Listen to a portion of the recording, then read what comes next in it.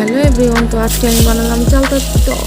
তো ফার্স্টে আমি তেজপাতা আর জিরে ফোড়ন দিলাম, তারপর লবণ হলুদ দিয়ে মিষ্টি কুমড়োগুলোকে ভাজলাম, তারপর দিয়ে দিলাম চালটা, তারপর দিয়ে দিলাম আর কি দিলাম আর ও আচ্ছা, এটা মুখি বলে, মুখিটাকে সিদ্ধ করে রাখা। আমি জানি না আপনাদের এখানে কি বলে, আমাদের ভাষায় বলে এটাকে মুখি, অনেকে কি বলে জানি না। তারপর দিয়ে দিলাম জিরে বাটা,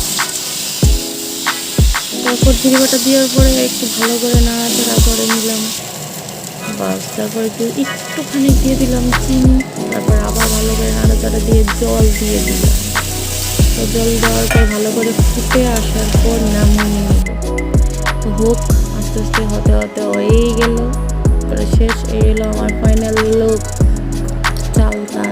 তারপর কি বলে মিষ্টি কুমড় আর মুখি দিয়ে টক, ওয়াও লাগে খাই।